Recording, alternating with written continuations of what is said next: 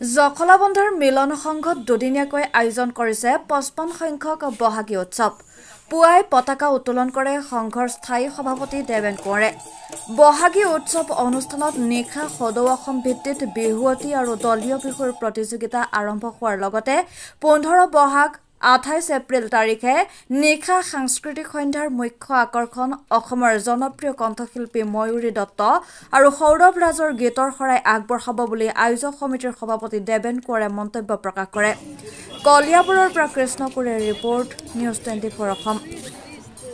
It's very nice to be here. It's lovely to see all the people in their traditional dress. It is really nice to understand how it works for Bihu. We are happy that we are here. We are from Bangalore. We enjoyed being here. It's lovely to be here. Thank you. First you come from Jokhalabandha? We are coming for first time in Assam. Loved the place, loved the people. It's beautiful. Thank you. আজি আমাৰ জখলাবন্ধা মিলন সংঘৰ সৌজন্যত আৰু জাতীয় উৎসৱ সমিতি উদযাপন সমিতিৰ সহযোগত আজি বিহাগী উৎসৱ 2024 যি কাৰ্যসূচী প্ৰথম কাৰ্যসূচী পতাকা উত্তোলন ইতিমধ্যে হৈ গৈছে আৰু তাৰপিছতে আমাৰ কাৰ্যসূচীসমূহ যি শ্ৰদ্ধাঞ্জলি অনুষ্ঠান সেইসমূহ অন্ত পৰিছে।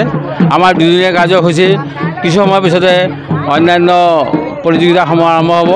সন্ধিয়ালৈ এই থলীতে আমাৰ সদৌ অসম ভিত্তিত বিহুৱতী প্ৰতিযোগিতা আৰু দলীয় বিহু প্ৰতিযোগিতা হ'ব আৰু অহা 28 তাৰিখ দেওবাৰে আমাৰ শিল্পীসকলৰ আমন্ত্ৰিত শিল্পীসকলে অনুষ্ঠান পৰিৱেশন হ'ব।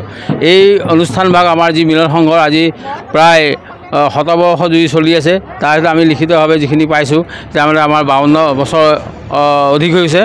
এইখিনি সময়ত আমাৰ নিৰৱচ্ছিন্নভাৱে যি বিভাগ পাতি আহিছিলোঁ মিলন সংঘৰ বিভিন্ন ঘাট প্ৰকৃতিৰ দিনত এই অনুষ্ঠানভাগ পাতি অহা হৈছিলে।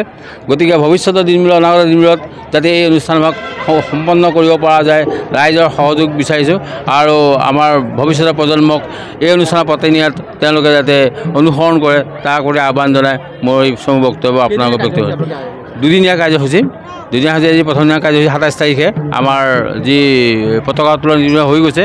সন্ধিয়ালৈ আমাৰ দিনত আমাৰ বিভিন্ন প্ৰতিযোগিতা আছে, মৌ কুঁৱৰী প্ৰতিযোগিতা, বিহুৱতী প্ৰতিযোগিতা, এইখিনি সৰু সৰু ল'ৰা ছোৱালীৰ ভিতৰত স্থানীয় ভিত্তিক পতা হৈছে আৰু ৰাতিলৈ আমাৰ সদৌ অসম ভিত্তিত বিহু দলীয় আৰু এককভাৱে বিহুৱতী প্ৰতিযোগিতা সম্পন্ন হ'ব।